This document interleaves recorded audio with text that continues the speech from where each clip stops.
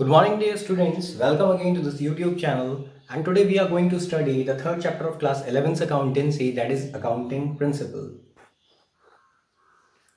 What is meant by accounting principles या meaning of accounting principles? तो इस chapter में हम पढ़ने वाले हैं accounting principles के बारे में. सबसे पहले ये जानना ज़रूरी है कि आखिर accounting principles क्या होते हैं. So accounting principles are the statements of general truth which are accepted worldwide as a guideline for preparing the accounting statements. अब एक्चुअली हुआ क्या कि पहले जो अकाउंटिंग स्टेटमेंट्स होती थी या जो भी फाइनेंशियल ट्रांजैक्शंस हो रहे होते थे एक बिजनेस में, उसकी इंफॉर्मेशन की जो रिक्वायरमेंट होती थी it was confined to the owner only, यानी कि सिर्फ ओनर ही उस इंफॉर्मेशन को यूज़ करता था और किसी को उस इंफॉर्मेशन में कोई इंटरेस्ट होता नहीं था. लेकिन with the rapid modernization and industrialization फिर ये होने लगा कि एक जो बिजनेस है वो डिफरेंट डायमेंशंस में वर्क करने लगा. तो ऐसी सिचुएशन में क्या आया कि बिजनेस को फंड की रिक्वायरमेंट है, उसके लिए इन्वेस्टर्स चाहिए, या फिर ऐसे लोग जो बिजनेस स्टार्ट करना चाहते हैं उन्हें एक पर्टिकुलर इंडस्ट्री से रिलेटेड चीज़ों की नॉलेज चाहिए कि क्या ग्रोथ रेट है, क्या प्रॉफिटेबिलिटी एंड ऑल. तो उसके लिए उन्हें कहीं ना कहीं कंपीटिंग बिजनेस को स्टडी करना पड़ेगा. तो ऐसे में जो हमारे एक्सटर्नल और इंटरनल यूजर्स हैं बेसिकली अकाउंटिंग इन्फॉर्मेशन के या फाइनेंशियल स्टेटमेंट्स के, उनकी नीड को ध्यान में रखते हुए देखा गया कि भाई विद द टाइम जो है इतने सारे लोग हैं those who are interested in getting the information related with the financial position of a firm. तो इसमें प्रॉब्लम क्या आई? इसमें प्रॉब्लम ये आई कि इफ़ यू आर अकाउंटिंग और you are recording transactions by using different different methods, तो कभी भी कंसिस्टेंसी तो आ नहीं सकती. और ऐसे सिचुएशन में होगा क्या कि आपकी जो प्रॉफिटेबिलिटी है उस पर भी उसका इफेक्ट पड़ेगा, यानी कि वो एग्जैक्ट नहीं होगी. For example there are different methods of valuation of stock. तो अब ये डिपेंड करता है फर्म कौन सा मेथड यूज़ कर रही है. तो अगर firm over a period of time consistently एक ही मेथड यूज़ नहीं करेगी, हर बार मेथड चेंज कर देगी, तो फिर प्रॉब्लम क्या आएगा, आप कभी भी अपने डेटा को कंपेयर नहीं कर सकते और आप एक एग्जैक्ट रिजल्ट डिटरमाइन नहीं कर सकते.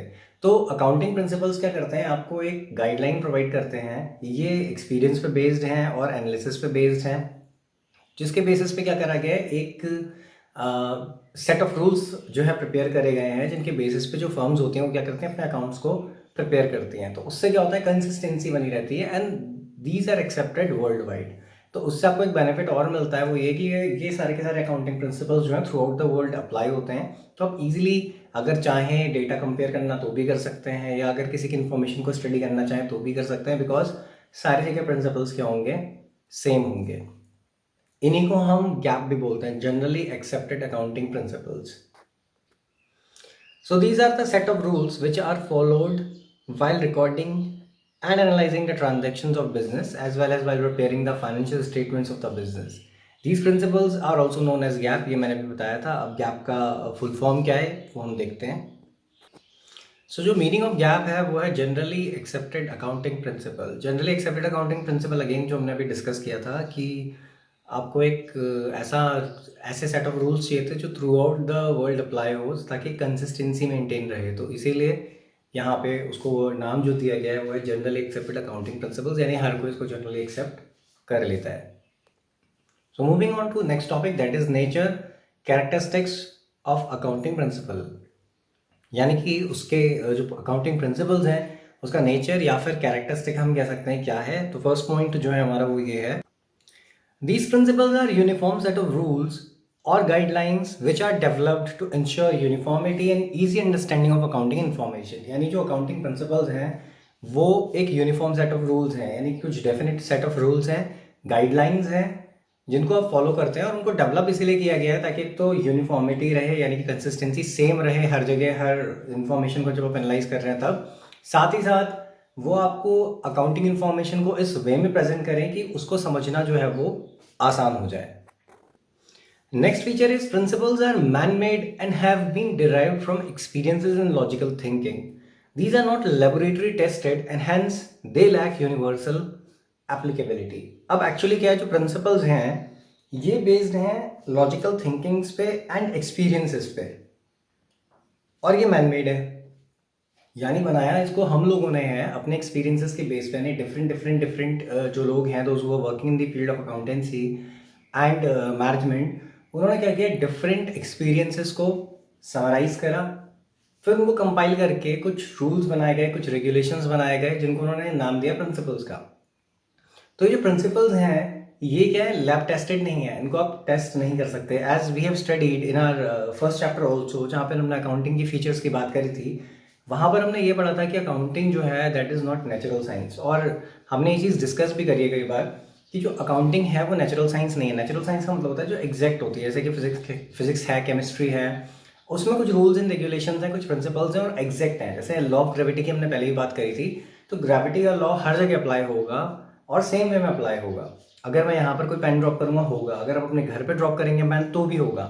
लेकिन अकाउंटिंग के केस में क्या होता है कि जो रिजल्ट्स होते हैं वो डिफरेंट हो सकते हैं, ऐसा नहीं कि सेम रिजल्ट आपको मिलेगा। तो यहाँ पे कहता है कि जो प्रिंसिपल्स हैं वो मैन मेड हैं, उनको डिराइव करा गया है through the experiences and logical thinking, और ये लैब टेस्टेड नहीं है, इसीलिए दे लैक यूनिवर्सल एप्लीकेबिलिटी, यानी कि उनके अंदर यूनिवर्सल एप्लीकेबिलिटी की जो है वो कमी है, क्योंकि वो अप्लाई हर जगह नहीं हो सकते सेम तरीके से। यानी ज़रूरी नहीं कि आपने कहीं पे अप्लाई करा आपको कोई रिजल्ट मिला और वही सेम रिजल्ट आपको दूसरी जगह पे मिलेगा। यहाँ पे सिचुएशंस के बेसिस पे क्या होता है, चेंज हो जाता है, यानी दीज आर सिचुएशनल। एंड अगर बात करी जाए नेचुरल साइंस की, तो उसके रूल्स जो हैं वो सेम रहते हैं, उसके प्रिंसिपल्स जो हैं वो सेम रहते हैं, वो चेंज नहीं होते। आप यहाँ पे अप्लाई करेंगे तो भी होगा, आप कहीं और अप्लाई करेंगे तो भी वो सेम ही रिजल्ट आपको देंगे। Third characteristic is accounting principles are not static and can be changed in response to change in business practices, government policies and according to need of users of accounting information। इसका मतलब ये है कि जो accounting principles हैं वो fixed नहीं है, रिजिड नहीं है, स्टैटिक नहीं है, उनको चेंज किया जा सकता है। जब भी बिजनेस प्रैक्टिसेस चेंज होती हैं उनको चेंज कर देते हैं, जब गवर्नमेंट पॉलिसीज चेंज होगी अगेन अकाउंटिंग प्रिंसिपल्स को चेंज किया जा सकता है। And as per the need of users of accounting information also, यानी कि जो अकाउंटिंग इन्फॉर्मेशन के जो यूजर्स हैं उनकी नीड के अकॉर्डिंगली भी जो प्रिंसिपल्स होते हैं अकाउंटिंग के वो क्या करे जाते हैं, चेंज कर दिए जाते हैं। फोर्थ कैरेक्टरिस्टिक ये कहता है कि the journal acceptance of accounting principal depends on, यानी जो जर्नल एक्सेप्टेंस है हर जगह एक्सेप्ट किए जाएंगे अकाउंटिंग प्रिंसिपल्स, लेकिन कुछ कंडीशन जो है वो सेटिस्फाई होनी चाहिए। जैसे आता है रेलिवेंस। अब रेलिवेंस केस में ये होता है कि प्रिंसिपल को रेलिवेंट तब माना जाता है अगर उसका जो रिजल्ट है it should result in information that is useful to the user, यानी उसके थ्रू ऐसी इंफॉर्मेशन जनरेट होनी चाहिए जो कि यूजफुल हो फॉर द यूजर। अगर वो यूजर के लिए यूजफुल नहीं है तो फिर आप कह सकते हैं कि वो अकाउंटिंग प्रिंसिपल रिलेवेंट नहीं है। नेक्स्ट पॉइंट इसी में जो है आपका वो है ऑब्जेक्टिविटी। ऑब्जेक्टिविटी के केस में ये होता है कि जो इन्फॉर्मेशन है वो पर्सनल जजमेंट पे बेस नहीं होनी चाहिए। It should be free from the personal bias and should contain such information that can be verifiable, यानी कि ऐसी इन्फॉर्मेशन जो कि आप वेरीफाई भी कर सकें वो, और साथ ही साथ it should be free from personal judgement. आप ऐसा नहीं कि जो इन्फॉर्मेशन यानी जो अकाउंटिंग प्रिंसिपल्स बना रहा है वो अपने अकॉर्डिंगली जो उसे सही लगता है वो उसने उसमें डाल दिया, ऐसा नहीं है। उसको वो इन्फॉर्मेशन उसमें फर्निश करनी होती है which can be verified also. ऐसी इन्फॉर्मेशन उसमें रखी जाएगी जो वेरीफाई करी जा सके। अगर ये ऑब्जेक्टिविटी का क्राइटेरिया पूरा होता है तो वो अकाउंटिंग प्रिंसिपल जनरली एक्सेप्टेड होगा। नेक्स्ट पॉइंट, अगर किसी भी प्रिंसिपल को जनरली एक्सेप्टेड अकाउंटिंग प्रिंसिपल बनना है तो उसके लिए जो कैरेक्टरिस्टिक एक और है, यानी कि ये सब पॉइंट्स चल रहे हैं, तो वो आता है फिजिबिलिटी। फिजिबिलिटी का मतलब होता है कि एक प्रिंसिपल तभी फिजिबल कहलाएगा अगर वो इजीली अप्लाई किया जा सके विदाउट अनड्यू कॉम्प्लेक्सिटी और कॉस्ट। यानी कि सिचुएशन जो है वो किस टाइप की है कि जो भी आपका प्रिंसिपल है वो ऐसा होना चाहिए कि आप उसको इजीली अप्लाई कर सको विदाउट कॉम्प्लेक्सिटी, कहीं पे भी कोई प्रॉब्लम ना हो, और विदाउट अनड्यू कॉस्ट। ऐसा नहीं कि आपको किसी प्रिंसिपल को अप्लाई करने के लिए एक्स्ट्रा ऑर्डिनरी कॉस्ट बेयर करनी पड़ रही है। अब यहाँ पे कॉस्ट का जो मीनिंग है वो ये नहीं कि इन टर्म्स ऑफ मनी, इसका मतलब है कि ये दोनों है, in terms of money and in terms of time also, कि जो टाइम है that is also precious and it is also considered to be as cost in case of accounting और कॉमर्स आप कह सकते हैं। तो वहाँ पर कॉस्ट इफेक्टिव होना चाहिए वो प्रिंसिपल, यानी कि टाइम भी वेस्ट नहीं होना चाहिए, साथ ही साथ कोई एडिशनल फंड्स भी वेस्ट नहीं होने चाहिए। तो अगर कोई प्रिंसिपल रेलिवेंस, ऑब्जेक्टिविटी और आपका जो फिजिबिलिटी है इसको फुलफिल करता है तो it can easily be considered as accounting principle, तो उसको जनरली एक्सेप्टेड अकाउंटिंग प्रिंसिपल माना जाएगा। नेक्स्ट टॉपिक हमारा है नीड ऑफ अकाउंटिंग प्रिंसिपल्स, यानी कि आखिर अकाउंटिंग प्रिंसिपल्स की जो ज़रूरत है वो क्यों है। तो पहला पॉइंट ये कहता है to make accounting information meaningful. भाई अकाउंटिंग इन्फॉर्मेशन को मीनिंगफुल बनाना जो है वो अकाउंटिंग प्रिंसिपल्स का काम है। कैसे? एज वी डिस्कस्ड अर्लियर कि भाई अगर आप के पास एक डेफिनेट सेट ऑफ रूल नहीं है तो क्या होगा कि कोई भी फर्म किसी भी मेथड से या कोई भी accountant over a period of time जब चेंज होगा तो अपने अकॉर्डिंगली कैसे भी ट्रांजेक्शन को वो रिकॉर्ड कर देगा। तो ऐसी सिचुएशन में प्रॉब्लम तब आएगी व्हेन आप उससे चाहते हैं कि कोई इन्फॉर्मेशन जनरेट हो और आप अपनी फर्म की प्रॉफिटेबिलिटी या परफॉर्मेंस को कंपेयर करना चाहते हैं विद द कंपेरेटिव फर्म्स, या फिर आप असेस करना चाहते हैं आपकी ओवरऑल परफॉर्मेंस को, तो भी ये प्रॉब्लम आएगी। आप इसको एग्जाम्पल के थ्रू भी कंसिडर कर सकते हैं। सपोज अगर जो रिजल्ट्स बनते हैं स्टूडेंट्स के, यानी कि जो भी एग्जाम्स होते हैं चाहे वो कोई किसी भी लेवल पे हो, तो जो रिजल्ट्स बनते हैं अगर सपोज उसमें एक फ्लेक्सिबिलिटी दे दी जाए कि जो टीचर्स हैं वो अपने अकॉर्डिंगली रिजल्ट बनाएंगे, यानी कोई एक स्पेसिफिक फॉर्मेट नहीं होगा और टीचर अपने अकॉर्डिंगली रिजल्ट बना देगा, तो प्रॉब्लम क्या आएगी, हो सकता है कुछ टीचर्स उसको बहुत ही बेटर वे में प्रेजेंट कर दें, हर चीज़ डिटेल्ड फॉर्म में, और हो सकता है कि कुछ टीचर्स क्या करें उसको शॉर्टकट फॉर्म में कर दें। तो अब शॉर्टकट फॉर्म वाला बंदा जिसका रिजल्ट शॉर्टकट फॉर्म में, वो डिटेल्ड वाले रिजल्ट के साथ कंपेयर नहीं कर पाएगा। सेम वे में जो मीनिंगफुल इन्फॉर्मेशन जनरेट होनी चाहिए वो भी उस सिचुएशन में नहीं हो पाएगी जहाँ पर जो शॉर्टकट फॉर्म में रिजल्ट आपको अवेलेबल होगा। तो यहाँ पे क्या होता है कि एक प्रिंसिपल होता है, यानी कि एक सेट ऑफ रूल है जो एक फॉर्मेट आपको प्रोवाइड कर देता है। अब ये प्रिंसिपल और स्कूल के प्रिंसिपल में डिफरेंस होता है, वो PAL वाला प्रिंसिपल होता है और ये प्रिंसिपल्स PLE होते हैं, यानी रूल्स एंड रेगुलेशन, जिन्हें हम हिंदी में सिद्धांत बोलते हैं।